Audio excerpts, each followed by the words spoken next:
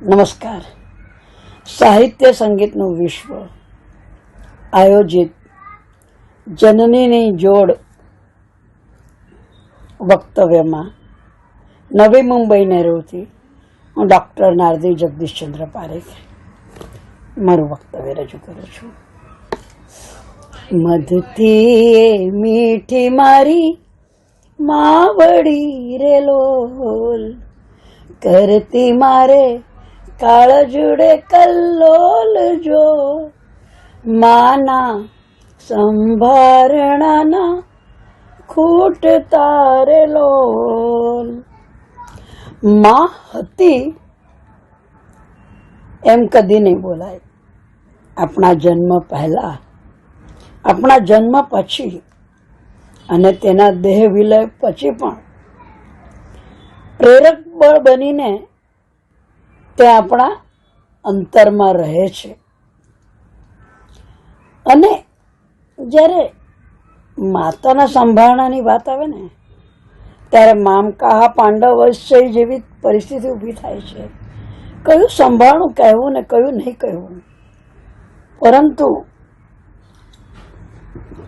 એક સંભાળનું જેણે ભૌતિક વસ્તુઓનો છેદ ઉડાડેલો તે હું અત્યારે રજૂ કરું છું. માત્ર 28 વર્ષની ઉંમરે ગંગા સ્વરૂપ થયેલી માતા ખરેખર ભક્તિ અને ત્યાગની મૂર્તિ હતી. તેનો તો એક અંશ પણ જીવનમાં ઉતારી શકાય હોય એવું લાગે છે. પણ ઘરમાં દારૂણ ગરીબી કહી શકાય તેવી પરિસ્થિતિ હતી. ન ગેસ હતો, ન પંખો હતો, એક ઘડિયાળ પણ ન હતો, પાણીનો નળ નહીં ઘરમાં.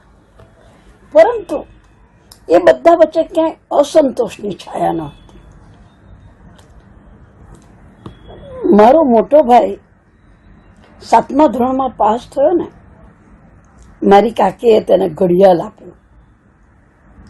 ઓહો અહો આશ્ચર્ય! એ ઘડિયાળ મળ્યું એટલે મારો ભાઈ તો જાણે બહુ મોટો ઉપહાર મળ્યો હોય તેટલો ખુશ થયો હતો. આટલી મોંઘી જણસ શાળામાં તો મમ્મી પહેરવા ન દે. પરંતુ એક દિવસ રજા હતી. ભાઈએ સવારથી ઘડિયાળ પહેરવા માંગ્યું. પછી દહીં લાવવાનું કીધું, દહીં લેવા ગયો. નાકા પર એક કાકા મળ્યા. તેને કીધું કે તારું ઘડિયાળ તો બહુ સરસ છે, કોઈ લઈ લેશે તારા હાથમાંથી, સંભાળીને ખિસ્સામાં મૂકી દે, નહીં તો કોઈ આંચકી જશે. એટલે ભાઈને પણ લાગ્યું કે વાત તો સાચી છે. અને તે ઘરે આવ્યો. બા કહે તારું ઘડિયાળ ક્યાં? બા મેં છે ને બરાબર ખિસ્સામાં સંભાળીને મૂકી દીધું છે, હવે તું કબાટમાં મૂકી દે. તેણે ખિસ્સામાંથી કાઢીને પડીકું આપ્યું. પડીકું ખોલ્યું, અંદરથી પથ્થરો નીકળ્યો. ભાઈના હૈયામાં જે ધ્રાસકો બેઠો છે. પણ મારી માએ એને ગળે લગાડી લીધો. અરે આવા તો 100 ઘડિયાળ તારા માથાથી ઉતારીને ફેંકી દઉં. આપણે કમાઈશું તો તારા માટે આનાથી સરસ ઘડિયાળ લઈશું. પણ તું હેમખેમ છે ને એ વાત પર આજે તો આપણે ભગવાનને શીરો ધરશું. આમ માંડ આવેલી વસ્તુની પણ કિંમત નથી રાખી. ભાવનાની, લાગણીની, પ્રેમની કિંમત હતી. જોકે એનામાંથી એ ડર ગયો. પછી એ પાઠ પણ કીધો કે દીકરા,